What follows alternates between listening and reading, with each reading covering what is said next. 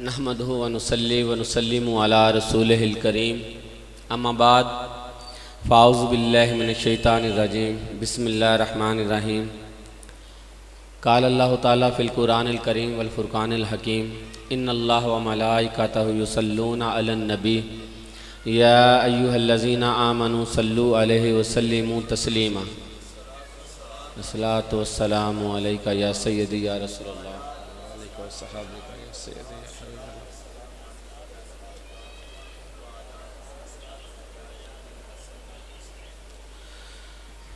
आज 10 मुहर्रमुल हराम है, अशूरे का दिन। इस दिन को पहले बहुत सारी निस्बतें हैं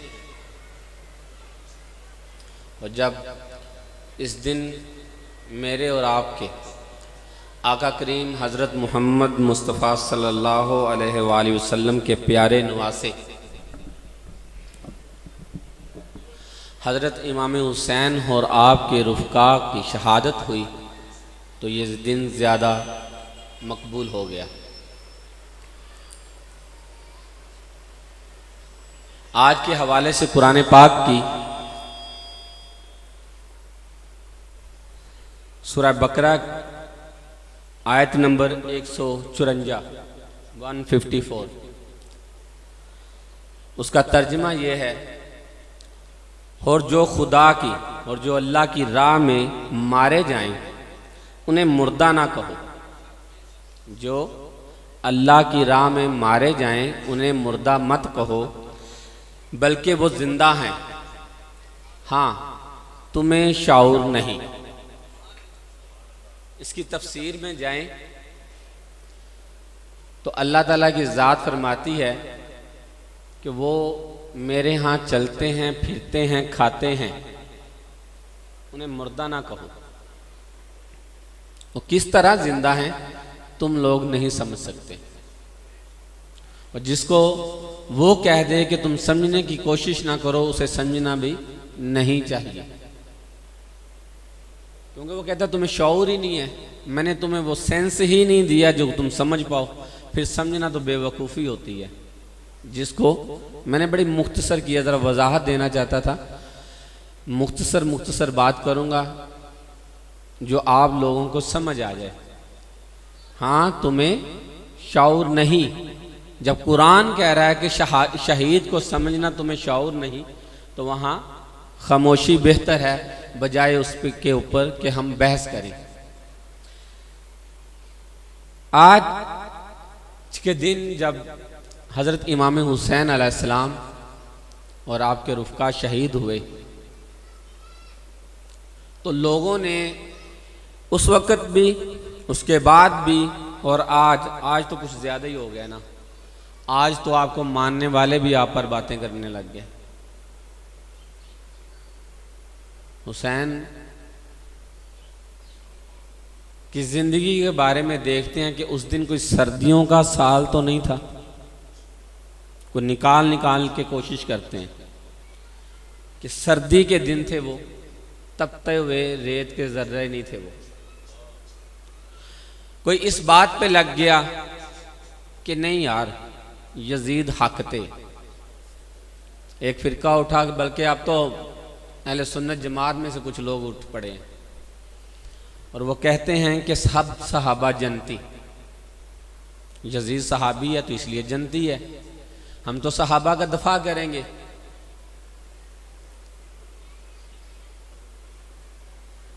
भाई अल्ताफ मेरे पास बैठे हैं, ये नक्शबंदी माशाल्लाह जश्न अली पाक करवाते हैं और सही यकीन जाने दिल कहता है कि नक्शबंदी होने का हक अदा किया है। सदीक़ अकबर की बात मानी है, जैसे सदीक़ अकबर रज़ी अल्लाह तआला अन्हु अहले बैत को माना ना, वैसे अपने पीर की नकल करते हुए अली अली करते हैं। तो जहाँ ऐसे लोग हैं वहाँ मुखालिफ भी कुछ लोग हैं। तो आज थोड़ा सा ना तारफ़ यजीद का भी करवाऊँगा। तो हुसैन का तारफ़ तो उस वक़्त के माशाल्लाह मेरे बच्चों ने भी करवाया, मेरे प्यारों ने भी करवाया, नात खां हज़रात भी आपकी शान पढ़ रहे थे। और बाज़ लोगों को तो ये भी नहीं पता, हमारी नस्लों को, मौजूदा नस्लों को, कि हुसैन है कौन, यही नहीं पता।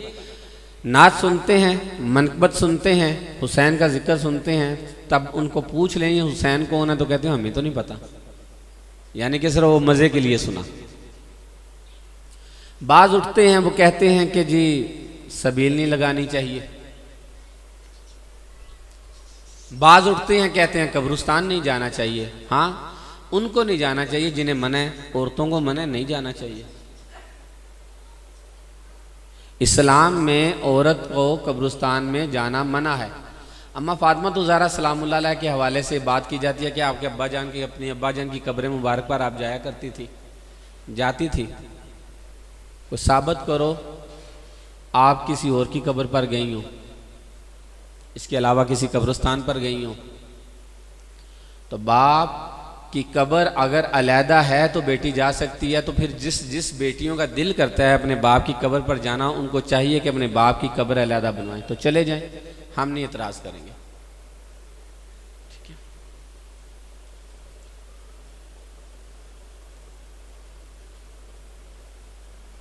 और 10 मुहर्रमुल हराम को जो वाक़या पेश आया, जो वाक़या रूनुमा हुआ, एक तरफ यजीदी लश्कर और एक तरफ हुसैनी लश्कर।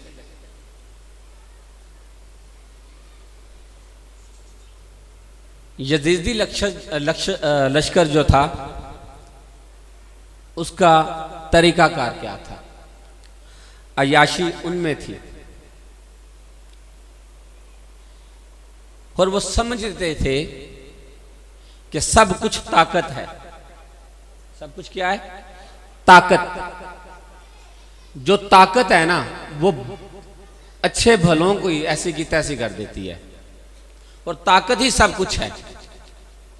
और जो उसकी ताकत को मानने वाले थे ना यजीदी, उनका मानना यह था कि ताकत के रास्ते पर चल पड़ो, ताकत वालों के पीछे चल पड़ो, तो तुम लोगों की जान भी बचेगी जो कोई नहीं बचा सकता, तुम लोगों का माल भी बचेगा और तुम लोगों की इज्जत भी बचेगी।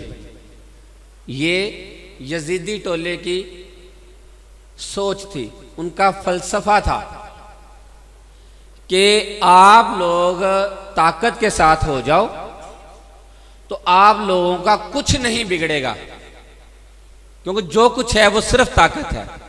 जो हुसैनी लश्कर था ना, उसकी भी एक सोच थी, उसका एक फलसफा था। वो सोच क्या थी? वो सोच ये थी कि जो कुछ है वो हक के साथ है, यानी हक की ताकत है सब कुछ। ताकत सब कुछ नहीं है, ताकत हक नहीं है, हक ताकत है। जुमला एक है, लफ्ज आगे पीछे। ताकत हक है, ये यजीदी लश्कर कहता था, और हुसैनी लश्कर क्या कहता था? हक। हक कौन है? हक कौन है?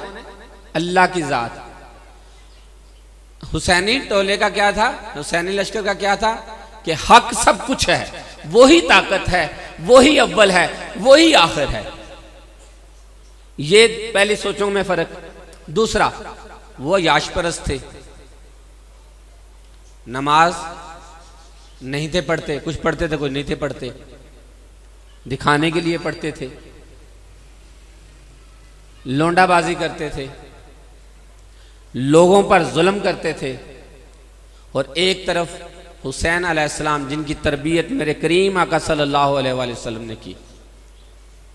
हुसैन अलैहिस्सलाम पर बात करने वालों जरा सोच के किया करो कि आपकी तरबियत किस हस्ती ने की, आपकी घुट्टी में क्या है। आज की साइंस से तहकीक करके पूछ लें कि 40% घुट्टी का असर होता है। वो हुसैन के बारे में बातें करते हो जिसका चेहरा मुबारक नबी पाक सल्लल्लाहु अलैहि वसल्लम से मिलता जुलता था। हजरत इमाम हसन अलैहिस्सलाम सर से लेकर नाव तक मेरे करीम आका सल्लल्लाहु अलैहि वसल्लम की मुशाहबत रखते, नाव से लेकर पांव तक हुसैन अलैहिस्सलाम आपकी मुशाहबत रखते। उसकी उनकी जातों पर बात करते हो। उनके तकवे पर, उनकी सोच पर बात करते हो जिनकी सोच नबी ने बनाई हो, उनकी सोचों पर बात करते हैं। फिर बाज उठते हैं, वो कहते हैं दो शहजादों की जंग है, इक्तदार की जंग थी। कैसे इक्तदार की जंग थी?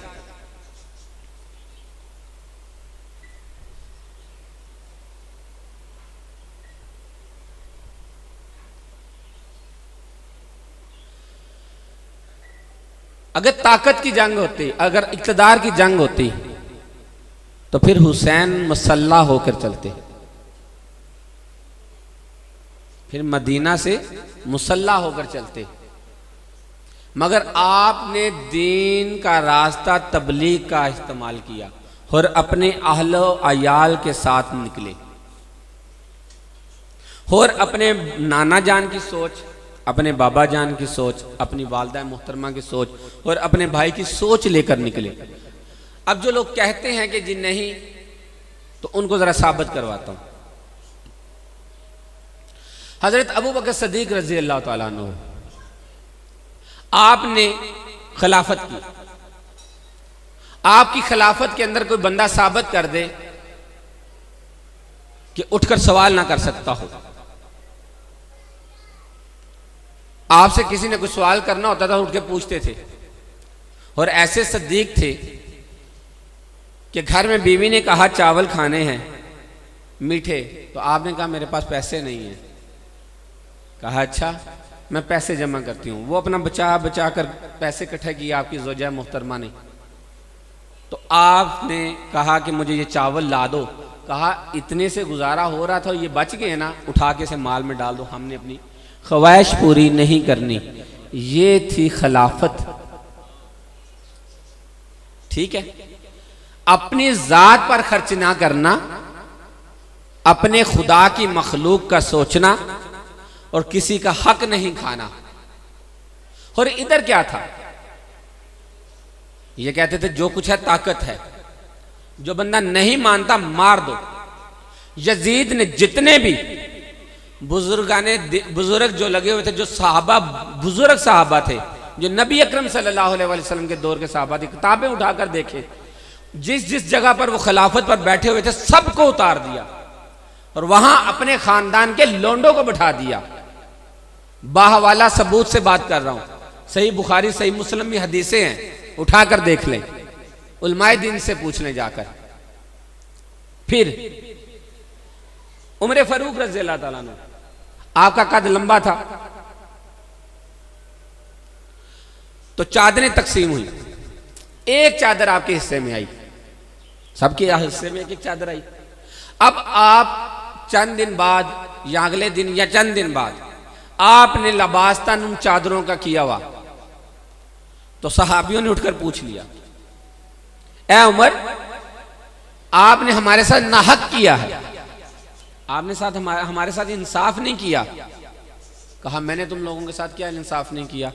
कहा एक चादर से आपका लिबास नहीं बनता, ये दो चादरें कैसे आपने इस्तेमाल कर ली?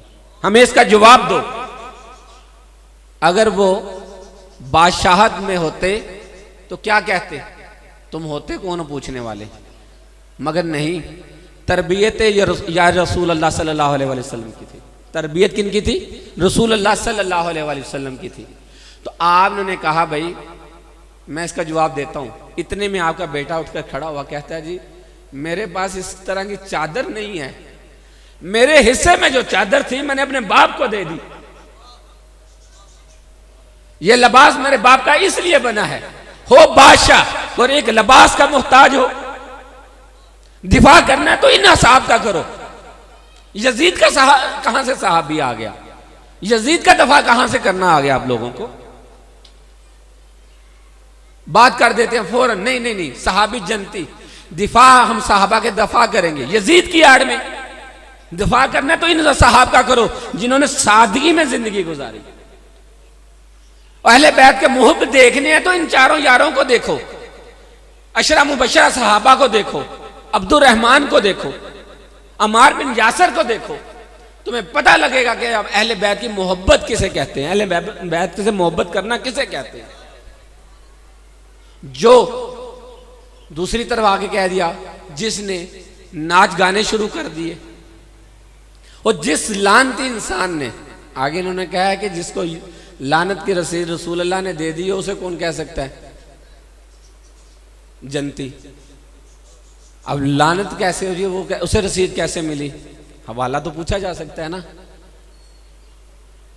जिस शख्स ने मदीना शरीफ में 3 दिन अपनी फौज को यह कह दिया हो कि तुम पर मदीना हलाल है, जो दिल करता है करो, कत्ल करो, औरतों की इज्जतें लूटो, मस्जिदें बंद करो, क्या साबित कोई करेगा आलम दीन के मस्जिद नबी में इसने घोड़े नहीं बांधे?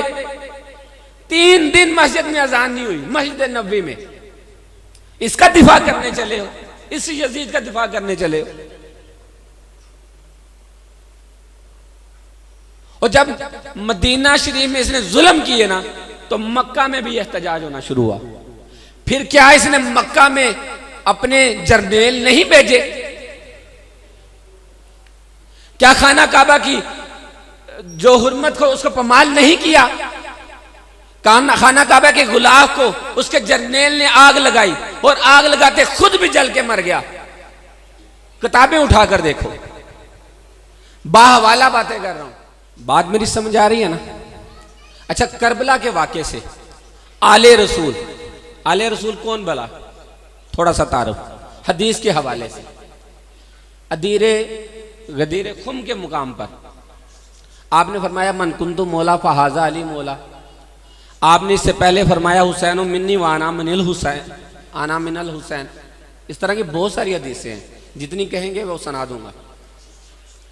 आपने वहां पर कहा, ए ईमान वालो, तुम लोगों में मैं 2 चीजें छोड़कर जा रहा हूं। ए ईमान वालो, तुम में मैं 2 चीजें छोड़कर जा रहा हूं। नंबर 1 कुरान और नंबर 2 अपनी अहले बैत। और मैं तुम्हें अपनी अहले बैत से अल्लाह से डराता हूं।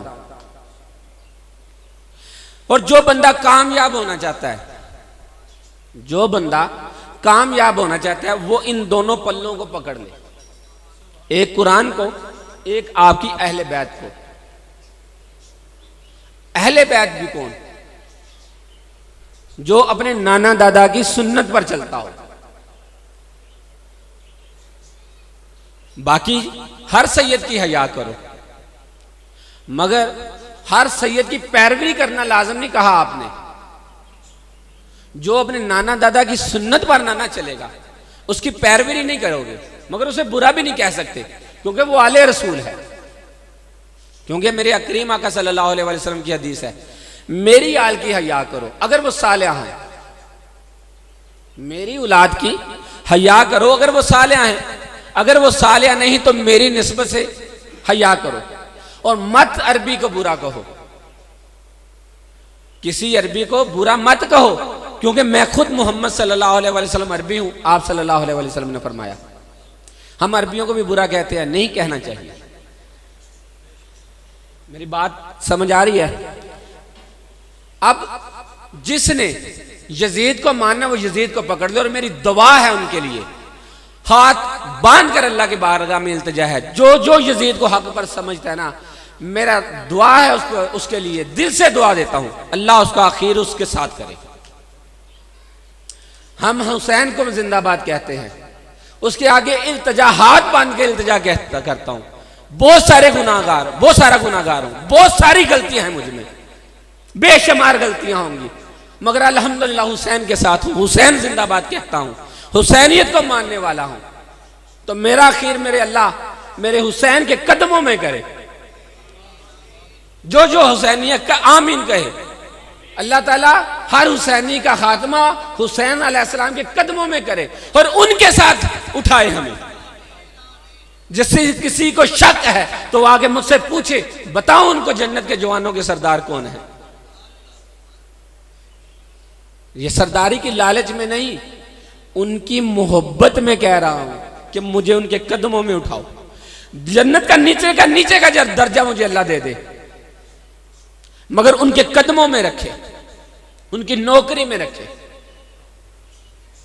यह हमारा अकीदा है, उनकी मोहब्बत में रहे। करबला में अब ये आल शहीद हुई, कौन सी? जो अल्लाह ताला के रसूल ने अपनी उम्मत के हवाले दी की कि इसका दामन पकड़ लो। अब वो आल को उम्मतियों ने करबला में शहीद कर दिया और यजीद ने अपना तख्त बचा लिया। वो तख्त बचा कर भी हार गया और ये सर कटा कर भी जीत गए।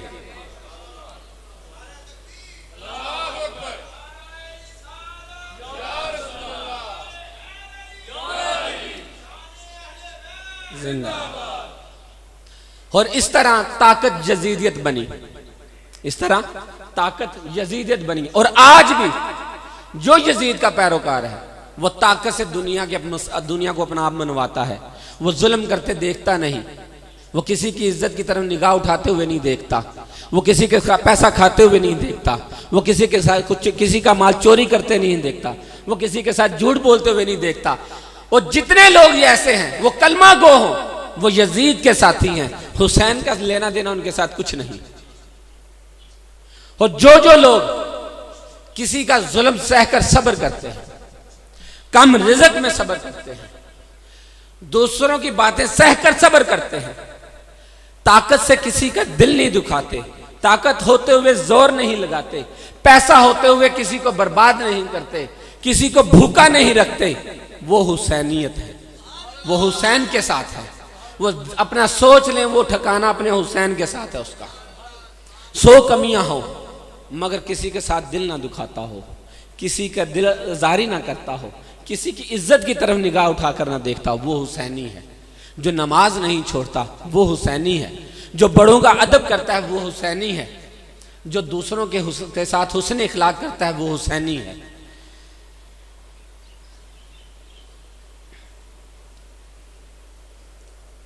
अब लोग पूछते हैं शाह जी 10 मुहर्रम का दिन कैसे मनाना चाहिए?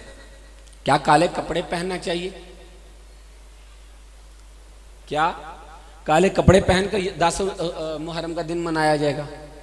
क्या बाजारों में सरेआम खड़े होकर मातम करने से ये 10 मुहर्रम मनाया जाएगा? ये मुझसे सवाल किया जाता है। शाह जी हमें कुछ तरीकाकार बता दें ऐसा जिससे हम 10 मुहर्रम को मनाएं। बात पूछते हैं, अभी आज एक दोस्त ने मुझसे बात की कि कब्रिस्तान औरतों का जाना ममनू है, तो आज के दिन नहीं जाना चाहिए, मिट्टी नहीं डालनी चाहिए। तो किसी ने ना वो मैं बात कर देता हूँ, मैंने अभी वो क्लिप नहीं सुना, मैं क्लिप पूरा क्या मैं पूरी वीडियो देखूंगा। कोई भी क्लिप सुनकर हमने बात का फैसला नहीं कर लेना चाहिए। वो रज़ा साकिब मुस्तफ़ाई साहब के बारे में कहा गया है कि आपने कहा है और जो मेरे दिल ने कहा है, जो मैंने उनके ऊपर तवज्जो की, तो उन्होंने क्यों कहा कि आज के दिन जाके कब्रिस्तान में मिट्टी नहीं डालनी चाहिए? उन्होंने मोहब्बत अहले बैत में कहा। क्यों? इस दिन 10 मुहर्रम वाले दिन रसूल के घरानों की लाशें, घर वालों की लाशें बगैर कफन के करबला की रेत पर पड़े हुए थे। उन्होंने इसलिए कहा, उन्होंने कहा कि जाकर दुआ करनी चाहिए, मगर मिट्टी ना, आज के दिन मिट्टी ना डालो, 9 को डाल लो, 11 को डाल लो, बाकी दिनों में डाल लो। उन्होंने कहा आज के दिन चीजें तकसीम ना करो। मुझे जब वो सुबह बात की ना तो मुझे भी एक दफा बुरा लगा। फिर मैंने उस पर सोचा क्यों कहा गया, उन्होंने क्यों कहा? उन्होंने कहा 9 को बांट लो, 8 को बांट लो, 7 को बांट लो, 11 को बांट लो, 10 को ना बांटो। क्यों कहा? 10 वाले दिन, मुझे नहीं पता उनकी सोच का, मुझसे बेहतर है, बहुत बेहतर है, मगर मैंने अपने नजरिए से सोचा और मुझे भी तकलीफ होती थी। हमारे यहां जब रिज़्क़ तकसीम किया जाता है, गलियों में शोर होता है, बच्चे शोर करते हैं, अदब का कोई तकाजा नहीं होता, रिज़्क़ रिज़्क़ की बेअदबी होती है, रिज़्क़ गिराया जाता है, बच्चे शोरोगल। ऐसे ईद का ऊपर समा नहीं देखा जाता, 10 मुहर्रम को गलियों में समा देखा जाता है कि बच्चे घर घर जाके राशन ले रहे हैं। इस दिन क्या करना चाहिए, इसकी वजाहत दे देता हूं। हमें 10 मुहर्रम कैसे मनानी चाहिए, मैं अपनी बात को, मेरा ख्याल है कि मेरे मौला हुसैन की शान सब जानते हैं, यजीद के बारे में सब जानते हैं। अब 10 मुहर्रम को मनाना कैसे चाहिए? नंबर 1, हमें मुहर्रम के महीने में रोज़ा रखने चाहिए। अगर हमारे जिस्म में इतनी ताकत नहीं तो हमें चाहिए कि नामी 10वीं का रोज़ा रखना चाहिए। अब लोग पूछते हैं कि शाह जी 10वीं का रोज़ा तो माई हिंदा ने रखा या यहूदी रखा करते थे। तो मेरे करीम आका सल्लल्लाहु अलैहि वसल्लम की ज़ात पाक से भी ये सवाल किया गया कि जी 10 मुहर्रम का हम रोज़ा रख लें।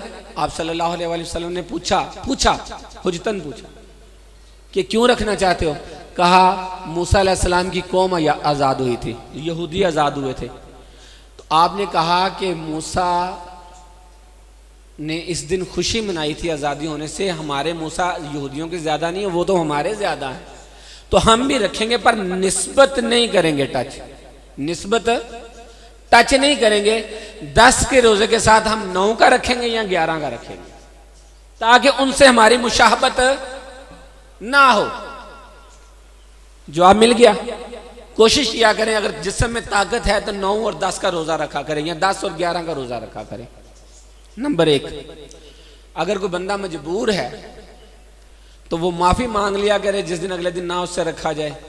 वैसे कोशिश वो पूरी करे कि मैं 10-11 करूंगा या 9-10 करूंगा। 1। नंबर 2, अपने अपने घरों में अपने बच्चों को वाक़या करबला और दीन की बात बताया करो, बैठा के खत्मे पाक पढ़ा, लंगर जो आपके घर में पका वो इसका एहतमाम किया, बच्चों को बैठा दिया, बच्चे आज के दिन शोर नहीं करना, बच्चों आज के दिन शोर नहीं करना, आज का दिन सुनो, बड़ा अहम है। बाज लोग कह देते हैं, हम वो शेर है मातम के हवाले से, मातम तो मैं भी मना करता हूँ, गम मनाने से मैं मना नहीं करता, आंसू बहाने से मैं मना नहीं करता। अब लोग कहते हैं जी जिंदा का सोग नहीं मनाना चाहिए, शहीद होता है। जो आज किसी का बच्चा शहीद हो जाता है एक्सीडेंट में, वो क्यों सोग मनाता है? फिर जब तक जिंदा रहता है वो दिन आता रहता है, वो बंदा ना खाता है ना पीता है। किसी के एक्सीडेंट में मारा जाए, किसी का बॉर्डर पे मारा जाए, बताएं मुझे साबित करके वो खुशियां मनाता हो।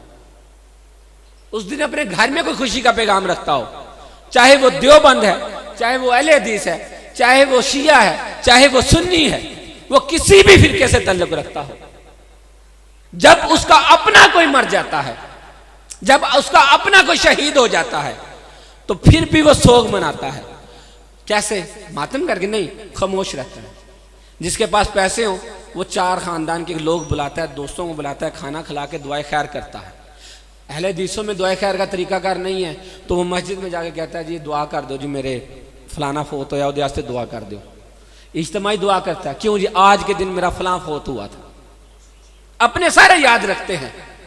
जो आले रसूल हैं, जिनके दामन पकड़ने के लिए मेरे नबी ने फरमा दिया कि इनके दामन से जुड़ जाओ, कभी गुमराह नहीं होगे, कामयाब रहोगे। उनके जब शहादत इतनी बुरे तरीके से की गई हो, इतना जुल्म करके किया गया हो कि 7 को पानी बंद किया हो, रह के दिखाए मुझे कोई एक दिन भूखा प्यासा। लोग सर्दी ढूंढते हैं, सर्दी में कोई एक दिन भूखा प्यासा रह के दिखाए।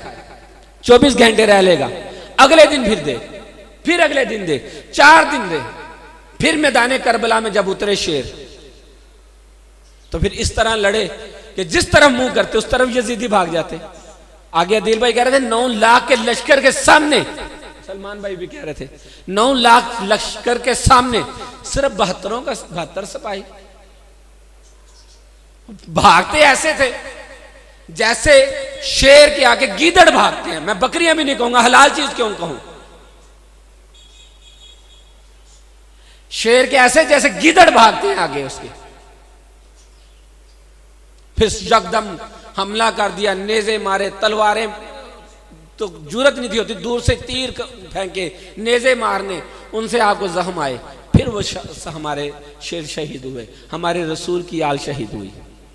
ठीक है, अब ऐसी रसूल की आल जब शहीद हुई हो तो उनके लिए हम क्या करेंगे, घर में उनकी शान सुनाएंगे, उनकी जिंदगी के बारे में बताएंगे कि ऐसे जिंदगी गुजारो, हुसैन ने ऐसे गुजारी।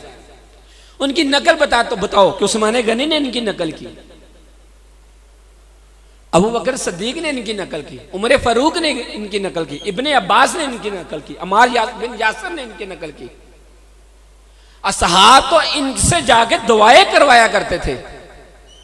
और जब प्यारे आका सल्लल्लाहु अलैहि वसल्लम से उदास हो जाते थे तो दोनों शहजादों को खड़ा करके देख लिया करते थे।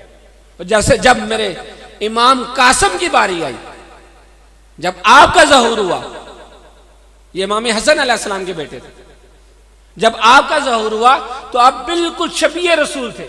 आपका चेहरा मुबारक ऐसे होते थे जैसे रसूलुल्लाह सल्लल्लाहु अलैहि वसल्लम। इनको भी जालिमों ने शहीद करते हुए नहीं देखा कि ये तो रसूलुल्लाह सल्लल्लाहु अलैहि वसल्लम के चेहरे मुबारक की बिल्कुल हूबहू है, बिल्कुल कॉपी थी आपके। इनको भी शहीद करते हुए नहीं इन्होंने जालिमों ने देखा। और जो लोग कहते हैं कि अहले बैत तहार और असहाब में लड़ाई थी, तो देखो हजरत इमाम हसन के कितने बेटे शहीद हुए करबला में। एक का नाम अबू बकर और दूसरे का नाम उमर था। और मैंने तो एक जगह पे पढ़ा था एक बेटे का नाम उस्मान भी था। दो नाम तो पक्के मिलते हैं, तीसरा कहीं कहीं मिलता है। उनकी तो मोहब्बत का ये आलम था। वो कभी किसी ने दुश्मनों के नाम पर भी अपने बच्चों के नाम रखे हैं। तो हम कौन है? हम अल्हम्दुलिल्लाह सहाब को भी मानने वाले हैं और हुसैन को भी, आले रसूल को भी मानने वाले हैं। और हम नकल किन की करते हैं? इन्हीं साहब की नकल करते हैं जिन्होंने अहले बैत से मोहब्बत करके दिखाई। ठीक है, एक तो ये करेंगे। दूसरा, खुदारा हाथ बांध कर अपने मौलवियों से गुजारिश करें, अपने अपने इमामों को मस्जिदों में गुजारिश करें। मैंने तो काफी दफा गुजारिश कर दी, आप लोग भी करें, कहीं ना कहीं तो ये अमल होगा।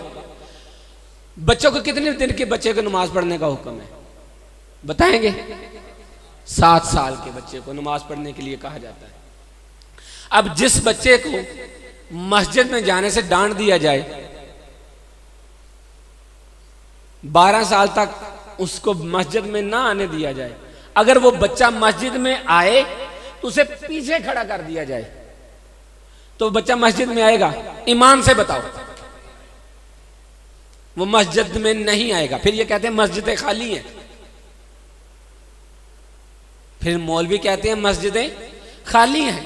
आजकल मस्जिदें अपनी कहाँ, अल्लाह की कहाँ रही हैं? कहते हैं वो मस्जिदें तो हमारी हैं, हमारा जो दिल करेगा इस मस्जिदों में हम करेंगे। नहीं, ये मस्जिदें अल्लाह की हैं। अगर इनको आबाद करना है तो इस नुक्ता पर चलना पड़ेगा आपको। बच्चों से मोहब्बत करनी पड़ेगी, बच्चों को मस्जिदों में लाना पड़ेगा। अगर एक बच्चा 7 साल का आता है तो वो पीछे खड़ा कर दिया जाएगा, यहां से डांट डपट दिया जाएगा, मस्जिद में तब भी वो नहीं जाएगा। अगर उसे डांट डपट ना भी की जाए तो 7 साल की उम्र में जब वो मस्जिद में जाता है उसे पीछे खड़ा कर दिया जाएगा। वो क्या सीखेगा पीछे खड़ा होकर? वो कुछ सीखेगा? वो शरारतें करके घर आएगा। उसे अपने साथ खड़ा करें। अब ये लोग इस बात पर फतवा लगाएंगे कि शाह जी हम तो कहते हैं जी सरकार ने फरमाया है, अल्लाह का हुक्म है कि बच्चों को पीछे सफ में खड़ा कर दे। तुर्की वालों के पास ये हदीस नहीं है। उनकी मस्जिदों में मैं दिखाता हूं, बकायदा लिख के लगा हुआ है कि बच्चों को कुछ ना कहा जाए। 7 साल की उम्र में बच्चों को मस्जिद में लाया जाए और जिस जगह पे बच्चों को लाया जाएगा वहां पे उनको तफरीह मिलेगी, उन्हें सीखने का अमल मिलेगा, उन्हें अपने बड़ों की बातों का पता चलेगा, उन्हें पता लगेगा कौन है हुसैन और कौन है हसन, कौन है नबी, वो कैसे असहाब हैं। हजरत अबू बकर सिद्दीक ने कैसे जिंदगी गुजारी, उमर फारूक ने कैसे गुजारी, उस्मान गनी ने कैसे गुजारी, अशरा मुबशरा ने कैसे गुजारी। फिर पता चलेगा, फिर बच्चों में क्या आएगा? इनके बारे में मोहब्बत आएगी, फिर वो नमाजी बनेंगे, फिर ये मस्जिदें भरेंगी। जब उनको चौकों से मोहब्बत करवाओगे तो वो चौकों में रहेंगे। ये आज का एक पैगाम है, खुदारा हाथ बांधकर आपसे लोगों से गुजारिश करता हूं। ये आज करबला का पैगाम पहुंचा रहा हूं।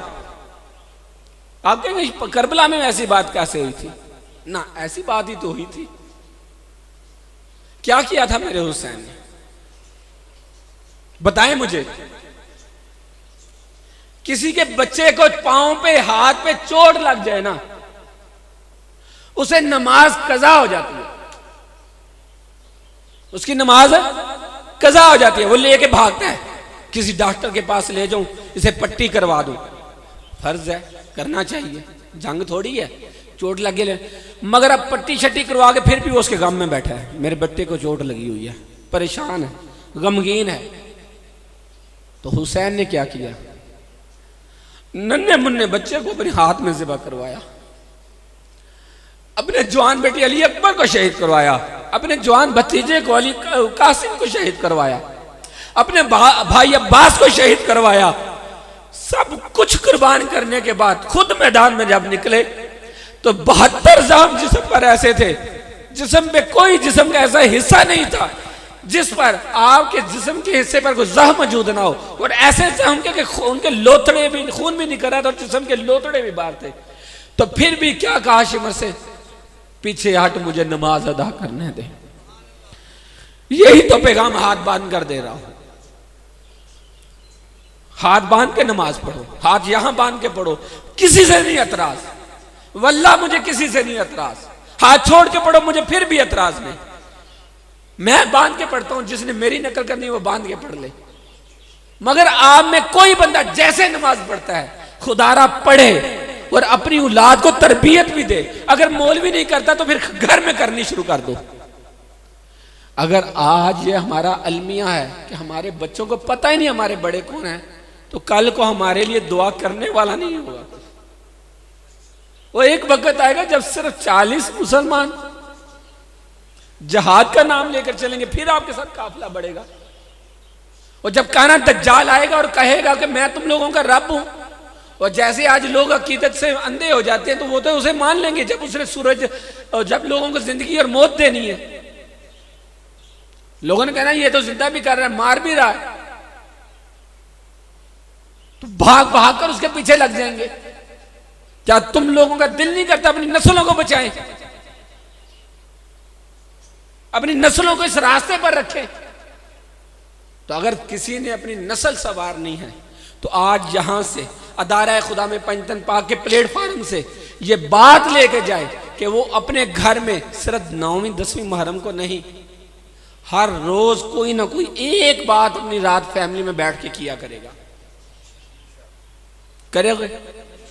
दूसरा, अपने बच्चों को अपने साथ नमाज में खड़ा करके सिखाएं। तीसरा, अगर घर में एहतमाम नहीं ना कर सकते तो जो जहां महफिल का एहतमाम होता है वहां जाके करें। अल्लाह ताला हम सब की मदद करेगा। मेरा जो आज का पैगाम था आप लोगों को समझ आ गई, अच्छे तरीके से आ गई। मेरी दुआ है अल्लाह ताला मेरा और आपका सबका हामी नासिर हो, मुझे भी और आप सबको भी और तमाम अदारे खुदा में पंजतन पाक के वबस्तगान को और साथियों को और तमाम उम्मत मुसलमान को अपने और अपने रसूल की अताअत करने वाला बनाए और किसी के खिलाफ बात ना करो। हाँ, जो समझ ना आए उससे किनारा कर दो, जो समझ में ना आए उससे किनारा कर लो। आज से ये प्लेटफार्म से लेके बात जानी है कि 2 चीजों को पकड़ लेना है, एक कुरान और दूसरी अहले बैत। और आज अहले बैत एक छोटा सा अदना सा खातम आपसे गुजारिश कर रहा है कि अपने घर में रोजाना एक बात रसूलुल्लाह सल्लल्लाहु अलैहि वसल्लम की करके सोया करे और अपने बच्चों को नमाज सिखाएं। जो बंदा इस बात पर अमल करेगा ना तो अगले साल आपको अपने इलाकों में नमाजों की कसरत मिलेगी, नमाजियों की कसरत मिलेगी। आपको किसी को यह नहीं कहना पड़ेगा बेटा नमाज पढ़ ले, ये नहीं कहना पड़ेगा। एक दूसरा ये फितना आया है, इसके फायदे भी हैं। जब इसमें बैठा हो ना, आगे एक बंदे ने कहा मैं नाम नहीं लूंगा, मैंने कहा तुम लेट क्यों आए हो? शाहजी मोबाइल से ध्यान लग गया सा,